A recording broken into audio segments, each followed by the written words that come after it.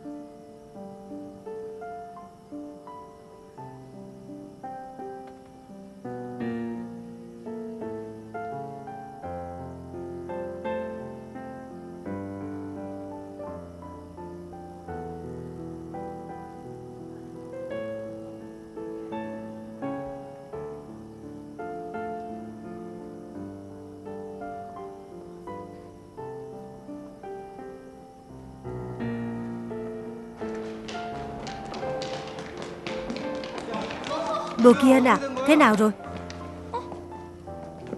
Còn làm sao thế? Làm thế nào bây giờ? Hình như là đám cưới đã tổ chức xong rồi. Khoan đã, thử vào trong xem sao.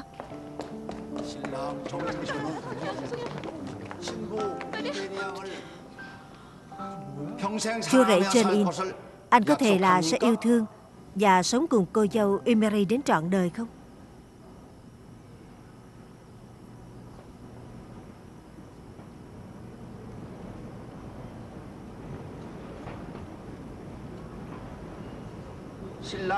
Chú rể Jane In, anh có thể là sẽ yêu thương và sống cùng cô dâu Emery đến trọn đời hay không?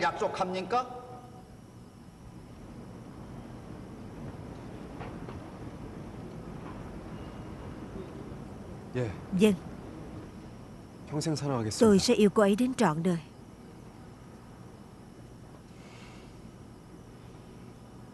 Nhưng tôi không thể tiếp tục đám cưới này.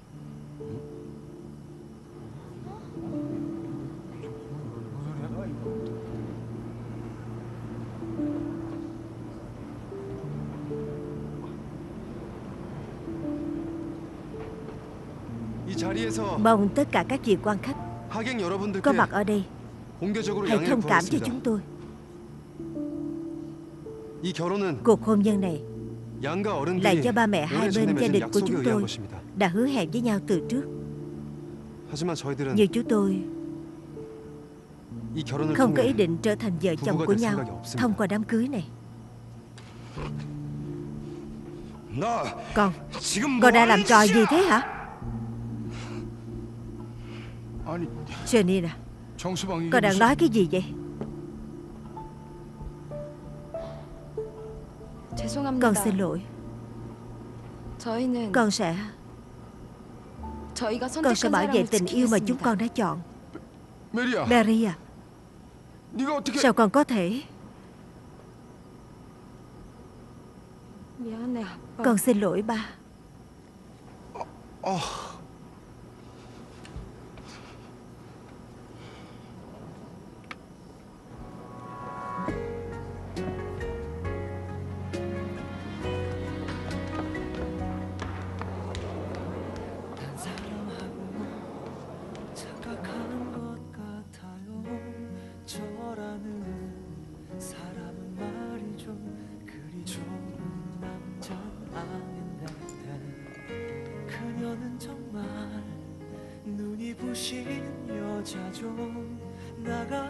괜찮아요?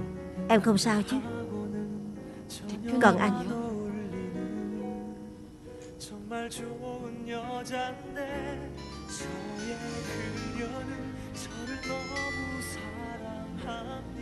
여보세요? Alo, 메리야, Mary 지금 à, 어디야? cậu đang làm gì đó? 좋아봐. Chuyển máy đi xem nào. 야, Này 위메리. Mary, 우리 간단히 cậu là bọn mình 얘기했잖아. suýt rớt tim ra ngoài đó. 넌 어떻게 Sao cậu có thể lừa bọn mình trắng trợn như vậy hả? 미안해. 어쩔 수가 없었어. Mình xin lỗi, mình không còn cách nào khác.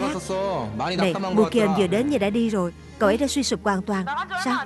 Cậu ấy vừa mới đi thôi. Cậu mà đi nhanh thì có thể bắt kịp đấy. Đúng rồi, đuổi theo nhanh đi. 대표님, Anthony, 저 무결한테 빨리 em phải 가봐야 nhanh 될 chóng 것 đến chỗ của 같아요. Mukian. 나중에 다시 연락. Em sẽ gọi lại cho anh sau nhé.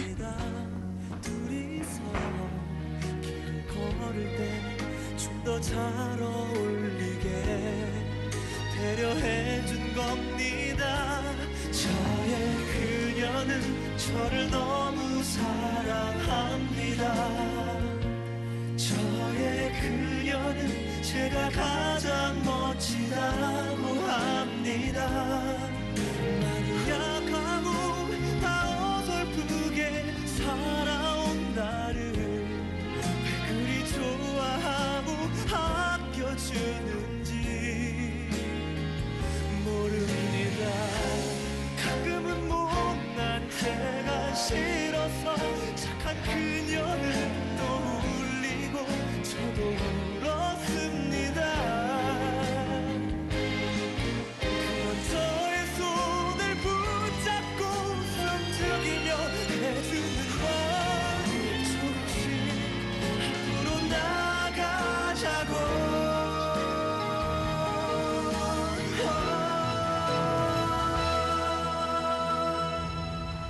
무결아, Mukian à, 날 포기하지 nhất 마. định anh không được bỏ em đâu nhé. Em xin anh. 아저씨, 조금 Chú ơi, chú đi nhanh hơn giúp cháu đi ạ. Vâng, 좀 더. nhanh hơn nữa ạ. 급한 일이 Cháu đang có việc 있어가지고요. gấp. 행복을 기도합니다. 너무 예쁘게 날 바라보는 그녀를 위해 내 모든 삶을 바쳐 사랑할 것을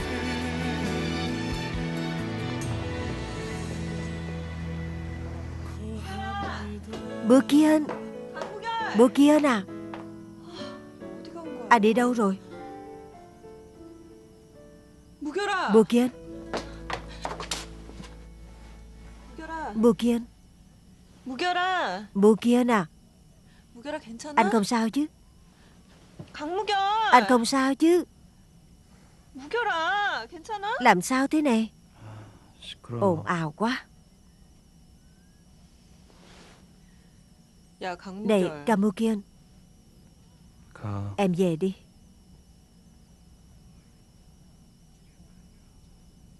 너 그렇게 아파? Anh buồn đến thế cơ à?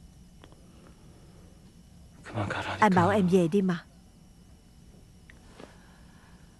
결혼식. Nếu anh chờ thêm một chút nữa 네가 좀만 thì có 더 phải đã được 기다렸으면 xem một màn kịch rất hay rồi 재밌는 거 không? 봤을 텐데. 가라니까. Em về đi. 갔어. Đi rồi, 도망. trốn rồi. 위메리 Vì 씨 Mary và 정대표 đại diện 둘 다 trên đều bỏ 도망가는 trốn 바람에 결혼식 để đám cưới đã bị 파토났다고. hủy. 뭐? Cái gì? 왜 도망갔지? Sao lại bỏ đi? 결혼식 파토 내면서 Hủy bỏ 굳이 cả đám 도망 cưới và 나가는 bỏ 이유가 đi như 뭐겠어? vậy thì lý do có thể là gì đây? 결혼 못 Hai người đã 한다면서 nói là 이혼 không thể 서류에 cưới 도장 nhau 찍었다더라. và còn ký đơn ly 그게 hôn rồi. 정말이야? Có thật như thế không?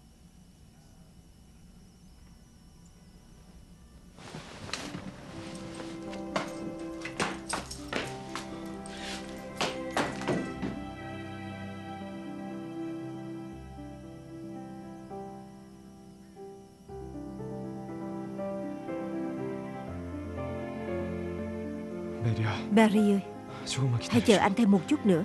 조금만. Chỉ một chút nữa thôi.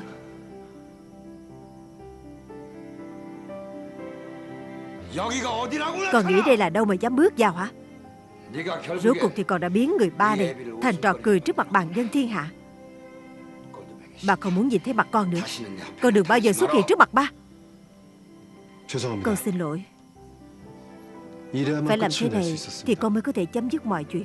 이러지 않고선 Nếu không, 아버진 chắc 끝까지 chắn ba 메리 sẽ 씨와의 ép con lấy 결혼을 Mary đến 강요하셨겠죠. cùng.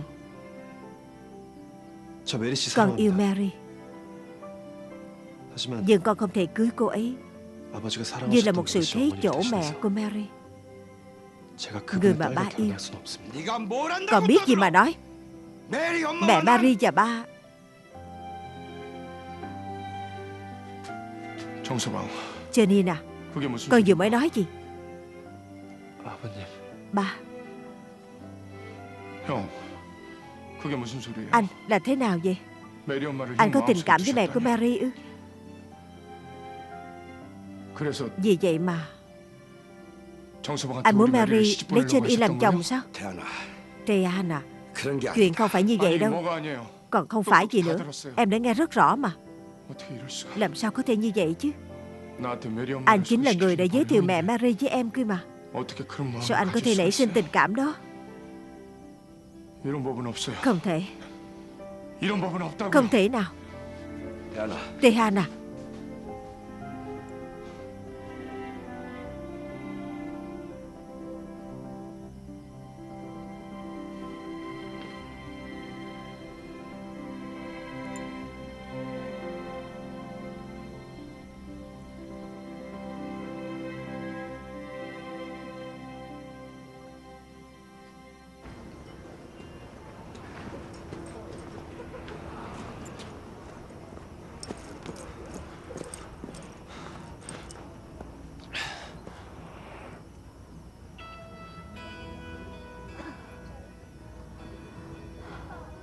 메리야, Mary, 메리야. Mary à.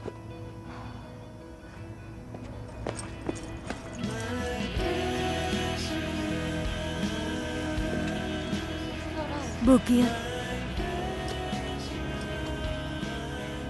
많이 em 기다렸지. đã chờ anh lâu lắm phải không? 얼마나 Em đã từng tìm 찾았다고. anh rất lâu. 왜 이제 Sao 와? bây giờ anh mới tới? 미안해. Anh xin lỗi. 내가 정말 Anh 미안해. thật sự xin lỗi. 대표님하고 Em đã 정리하고 chấm dứt với 왔는데 anh John In 너가 và đã 없잖아. đến đây. 무서워. Giờ lại không thấy anh.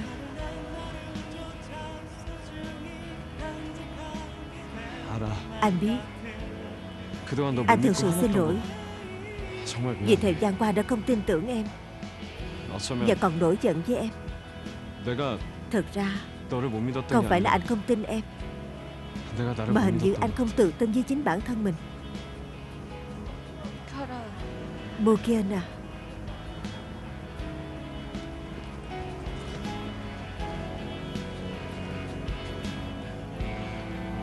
미안해. Mary, 미안해 메리. anh xin lỗi.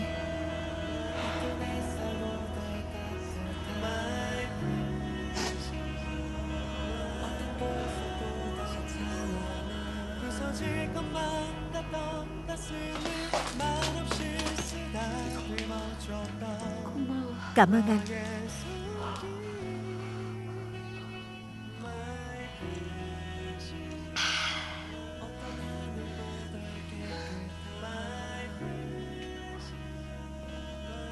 무결아, Bukian à, 나 고백할 em có 게 chuyện 있어. muốn nói thật với anh.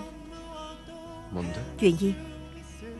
오늘 Về đám cưới hôm 결혼식 nay 너한테 có một 얘기 điều 안 mà 한 게 em chưa 있어. nói với anh.